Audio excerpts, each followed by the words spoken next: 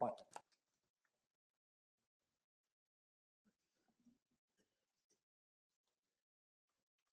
Colonel जीवन कुमार सिंह ये बोलते हैं तो हमारी इच्छा होती है इन्हीं को सुनते रहे।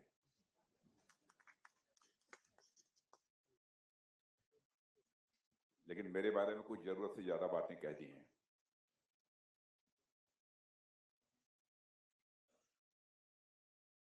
Chief of defence staff general Anil Chauhan, chief of naval staff admiral Dinesh Tripathi, chief of air staff air chief marshal Amarpreet Singh, Shrimati Sukriti Lekhi, secretary ex serviceman welfare air marshal Ashutosh Dixit, CISC, lieutenant general Pushpendra Pal Singh, vice chief of army staff, ex air chiefs R K Bhadauria and Nirmal Chandra Shoori ji, lieutenant general retired V K Chaturvedi, president Akhil Bharatiya पूर्व सैनिक Seva Parishad, air marshal retired Jagjit Singh, president air force association, brigadier retired Inder Mohan Singh, president Indian ex services league, colonel retired Sudhir Kumar Garg, president disabled war veterans, ex Nayak L Jagan Reddy, chairman national ex serviceman coordination committee, media के मित्रों और यहाँ पर मौजूद हमारे सभी सम्मानित वेटरन्स, सबसे पहले तो इस वेटरन्स डे के अवसर पर भारत में रहने वाले और दुनिया के किसी भी देश में रहने वाले जो भी हमारे वेटरन्स हैं उनका मैं शीश झुकाकर अपनी तरफ से अभिनंदन करता हूं और वेटरन डे के अवसर पर मैं उन्हें अपनी तरफ से हार्दिक बधाई भी देता हूं। मैं इस अवसर पर आज वीर गति प्राप्त हो चुके अपने सैनिकों के प्रति, देश सेवा में संलग्न रहे अपने वेटरन्स के प्रति तथा अपने सैनिकों के प्रति कृतज्ञ राष्ट्र की तरफ से भी आभार व्यक्त करता हूं। साथियों, मकर संक्रांति का उत्सव हमारे सामने है। इस दिन को लोग अपने परिवार वालों के साथ सेलिब्रेट करते हैं। आज मुझे अपनी लार्जर फैमिली यानी आप सबके साथ मकर संक्रांति भी सेलिब्रेट करने का भी अवसर मिल रहा है। साथियों, आप सभी केवल सर्विस से रिटायर हुए एक सैनिक मात्र नहीं हैं, आप हमारी राष्ट्रीय चेतना की जीवंत स्तंभ हैं।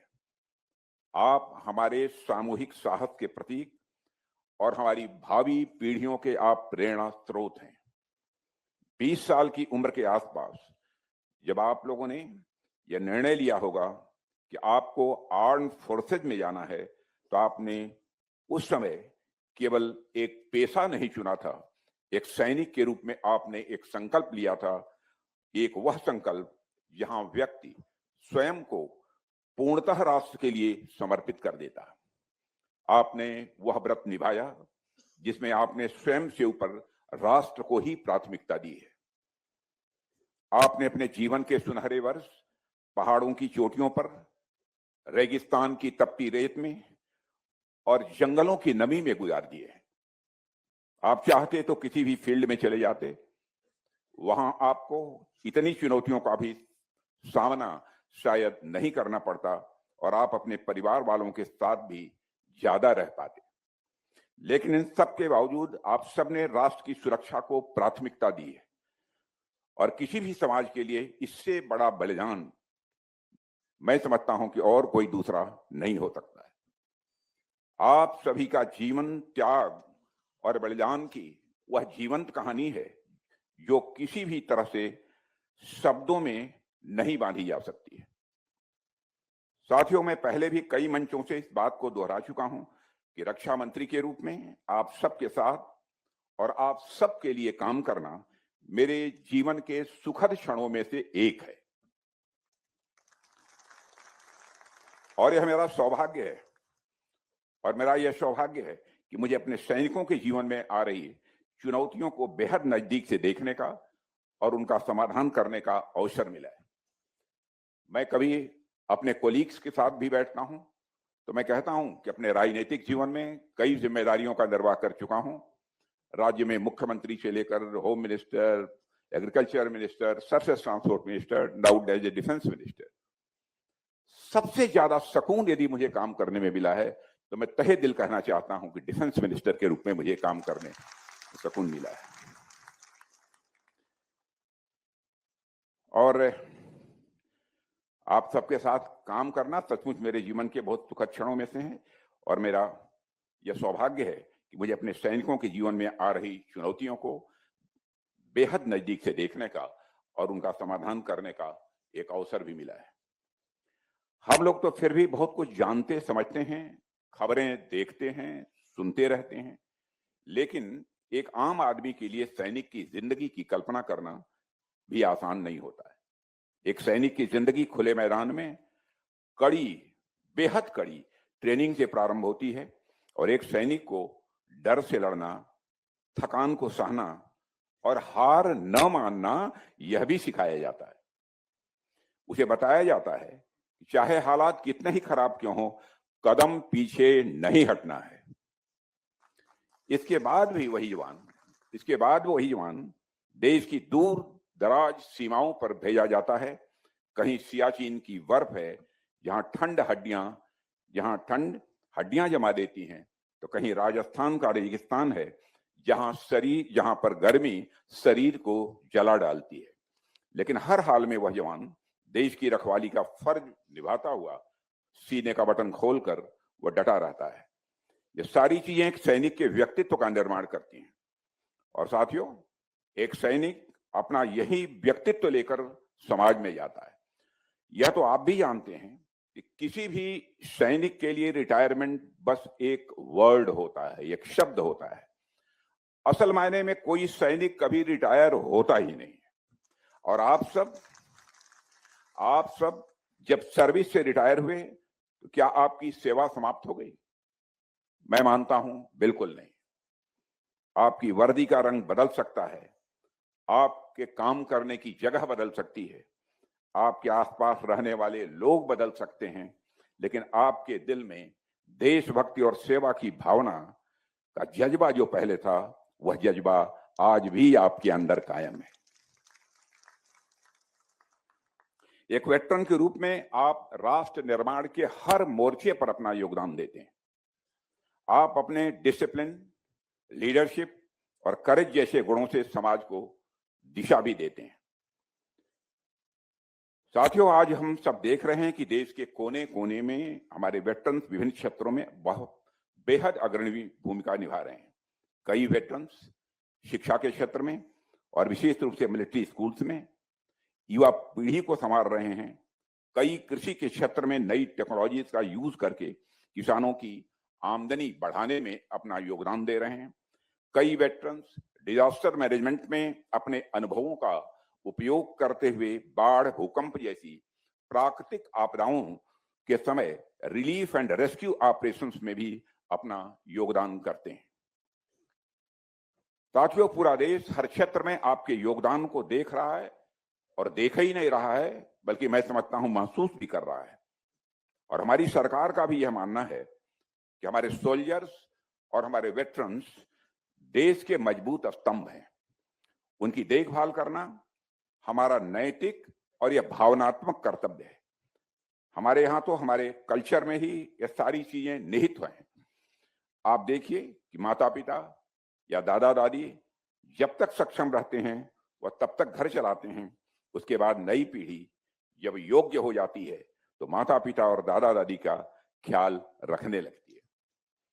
उनके खाने पीने की, उनके दवाइयों की, उनके सोने जगने का, हर चीज का ख्याल रखा जाता है। यहां तक कि घर के बड़े फैसले भी उनसे पूछ कर लिए जाते हैं। हमारे यहाँ इसे पुण्य का काम माना जाता है, पुण्य का काम इसे माना जाता है। और इसी पुण्य भाव के साथ हमारी सरकार ने भी अपने वेटरन्स के लिए बीते वर्षों में कई ठोस फैसले लिए हैं, और आने वाले समय में भी यह सिलसिला रुकने वाला नहीं है। मैं यह भी आप सबको आश्वस्त करना चाहता हूं। आज जब सारा देश अपने सैनिकों का स्मरण कर रहा है, उनके योगदान को स्मरण कर रहा है और उनके प्रति आभार व्यक्त कर रहा है, तो मैं आज से लगभग 40 साल पहले IPKF Indian peace keeping force के रूप में श्रीलंका में शांति स्थापना के लिए चलाए गए सैन्य अभियान में भाग लेने वाले सभी पूर्व सैनिकों का भी अब मैं स्मरण करना चाहता हूं। साथियों, श्रीलंका में भारतीय सेनाओं को भेजने का जो निर्णय तत्कालीन सरकार ने लिया था, उस पर बहस हो सकती है, उस बहस में मैं नहीं पढ़ना चाहता, मगर ऑपरेशन पवन में भाग लेने वाले हमारे आईपीकेएफ के सैनिकों ने जो बलिदान दिया, उस संघर्ष के दौरान जो उन्होंने जो कुछ भी किया, मैं मानता हूं उसका सम्मान किया जाना चाहिए था। ऑपरेशन पवन में भारतीय सेनाओं ने अद्भुत साहस, शौर्य और पराक्रम का परिचय दिया है। कई सैनिकों ने कर्तव्य की राह पर चलते हुए वीर गति प्राप्त की है। उनका साहस और उनका बलिदान हमारी आने वाली पीढ़ियों के लिए तो प्रेरणा होना ही चाहिए, इसमें भी कहीं दो राय नहीं हो सकती है। मुझे प्रसन्नता है आज प्रधानमंत्री नरेंद्र मोदी के नेतृत्व में हमारी सरकार ऑपरेशन पवन में भाग लेने वाले शांति सैनिकों के योगदान को न केवल खुले मन से स्वीकार कर रही है, बल्कि उनके योगदान को हर स्तर पर रिकॉग्नाइज करने की प्रक्रिया भी चल रही है। और हमारे प्रधानमंत्री ने जब 2015 में अपनी श्रीलंका की यात्रा पर वह गए थे, तो उन्होंने आईपीकेएफ मेमोरियल पर अपनी तरफ से भारतीय सैनिकों को श्रद्धांजलि भी अर्पित करने का काम किया था। हम नई दिल्ली स्थित जो यहां पर नेशनल वार मेमोरियल है, वार मेमोरियल पर भी आईपीकेएफ के शांति सैनिकों के योगदान को रिकॉग्नाइज कर रहे हैं और हम उन्हें पूरा सम्मान भी दे रहे हैं। देवियों व सज्जनों, लंबे समय से चली आ रही वन रैंक वन पेंशन की मांग को सरकार ने पूरी ईमानदारी से साकार किया है। हमने उस असमानता को खत्म करने का प्रयास किया है जिसे हमारे वेटरन्स वर्षों से महसूस कर रहे थे। इस व्यवस्था को लागू होने से वेटरन के जीवन में न केवल फाइनेंशियल स्टेबिलिटी आई है, बल्कि यह भरोसा भी मजबूत हुआ है, देश उनके साथ न्याय करता है। लेकिन मैं यह भी स्पष्ट कर देना चाहता हूं कि यदि मैं इसकी चर्चा कर रहा हूं तो सरकार ने आपके ऊपर कोई एहसान नहीं किया है। जो कुछ भी आपके साथ किया जाना चाहिए, जितना किया जाना न्याय संगत है, वही सरकार ने किया। साथियों, हेल्थ फैसिलिटीज को लेकर भी सरकार की सोच पूरी तरह से साफ है कि जिसने अपना जीवन देश के नाम कर दिया, उसके स्वास्थ्य के साथ भी कोई समझौता नहीं होना चाहिए। और इसको ध्यान में रखते हुए x serviceman contributory health scheme को लगातार मजबूत किया जा रहा है। और हमारा यह प्रयास है कि हेल्थ फैसिलिटी सिर्फ शहरों तक सीमित न होकर गांव और दूर दराज के इलाकों तक पहुंचे, ताकि रिमोट एरियाज में रहने वाले हमारे वेटरन्स को कोई तकलीफ न होने पाए। टेलीमेडिसिन के जरिए डॉक्टर से दूर बैठकर सलाह लेने की सुविधा भी निरंतर बढ़ाई जा रही है, ताकि उम्र या दूरी इलाज में रुकावट न बनने पाए। साथियों, सेना से रिटायर होने के बाद जीवन का नया अध्याय, नया चैप्टर शुरू हो जाता है और हमारी सरकार का यह प्रयास है कि यह चैप्टर डिग्निटी और सेल्फ रिलायंस से भरा होना चाहिए। और इसी सोच के तहत वेटरन्स के रिहेबिलिटेशन और एम्प्लॉयमेंट पर भी खासा ध्यान दिया जा रहा है। उन्हें नए स्किल्स सिखाए जा रहे हैं ताकि वे रिटायरमेंट के बाद भी अपनी क्षमता का पूरा इस्तेमाल कर सकें। पब्लिक इंटरप्राइजेज में उन्हें प्रायोरिटी दी जा रही है और प्राइवेट सेक्टर में भी उनके डिसिप्लिन, लीडरशिप और इंटीग्रिटी को भी